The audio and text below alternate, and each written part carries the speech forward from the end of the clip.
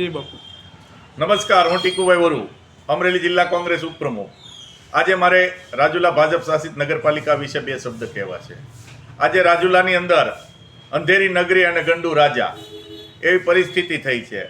રાજુલાની અંદર સતડિયા રોડ હોય કે મહત્વના મેઇન રોડ હોય, લોકો હાલી ચાલી શકતા નથી. રાજુલા નગરપાલિકા દ્વારા અણધડ વહીવટને કારણે વેપારીઓ પરેશાન છે. દરરોજ રાજુલામાં જાઉં છું તો ઘણા લોકો મળે છે, ઘણાના ફોન આવે છે અને કહે છે કે અમારી ભૂલ કમલ કા ફૂલ, કારણ કે અમે રાજુલા નગરપાલિકામાં 28 સીટ ભાજપને આપી અને વિપક્ષને એક પણ સીટ આપી નથી. એનો આજે અમને અફસોસ છે.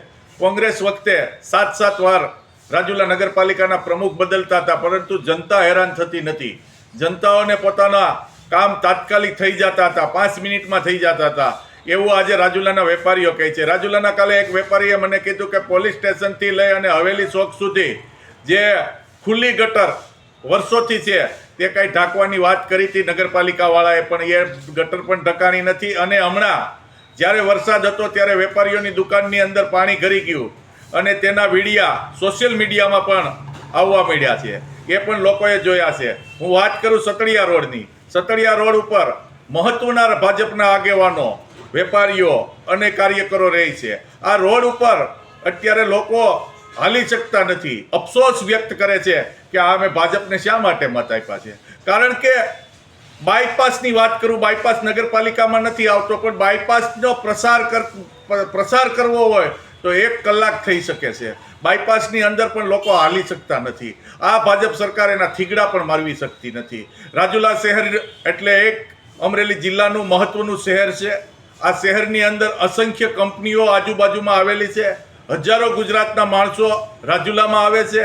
આવતાની સાથે જ આગરિયા જગત નાકું હોય, વાવેરા જગત નાકું હોય, વડલી રોડ હોય, દેવકા રોડ હોય, કડિયાળી રોડ હોય, ભેરાઈ રોડ હોય, સતડિયા રોડ હોય કે હિંડોળા રોડ હોય કે ખાખબાઈ રોડ હોય, આ મહત્વના રોડમાંથી રાજુલાની અંદર પ્રવેશ કરે એટલે ગંદકીના સામ્રાજ્ય જોઈ અને ખબર પડી જાય કે રાજુલા આવી ગયું છે.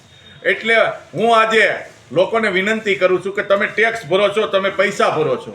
કરાર આધારિત રાજુલા નગરપાલિકામાં 25 જેટલા લોકો નોકરી કરે છે.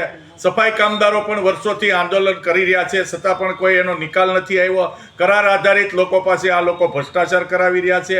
ગટરનું પાણી પીવામાં ભળી જાય છે અને બધાય વેરો નિયમિત ભરે છે, છતાં પણ આજે રાજુલાની અંદર લોકોને જીવવું મુશ્કેલી થઈ ગયું છે. કારણ કે એક ભાઈ મને એવું વેપારીએ કીધું કે અહીંથી ચેમ્બર ઓફ કોમર્સના પ્રમુખ પણ રાજુલા મૂકીને બીજા અન્ય શહેરમાં જતા રહ્યા, એટલે એ પણ વિરોધ નથી કરતા. તો વિપક્ષ તરીકે તમારી ફરજ છે કે લોકોને જાગૃત કરો. ત્યારે હું રાજુલાના લોકોને કહેવા માંગુ છું કે તમે હવે દબાણમાં રહ્યોમાં, ઘણો સમય સુધી દબાણમાં રહ્યા છો, હવે જાગૃત થાવ. તમને જીવતો દાખલો આપું છું કે દિલ્હીની અંદર વિદ્યાર્થીઓ જાગૃત થયા અને બોલ્યા તો શિક્ષણ પ્રધાનનું રાજીનામું સરકારે લેવું પડ્યું. એમ તમારે તો આ નાની એવી નગરપાલિકા છે, લોકોએ જાગૃત નહીં થાવ તો તમારે ઘણી પરેશાની કરવી જોશે. રાજુલા નગરપાલિકાના સભ્યો પણ નારાજ છે. એની અંદર પણ અમારા દશક સભ્ય જૂના કોંગ્રેસી છે, એ પણ મને આજે કહે છે કે સાહેબ ટીકુભાઈ આમાં કાંઈ કામ થતા નથી અને એક જ એજન્સીને બધાય કામ આપવામાં આવે છે. લાઇટોના કામ હોય, ગટરના કામ હોય, બાગ બગીચાના કામ હોય.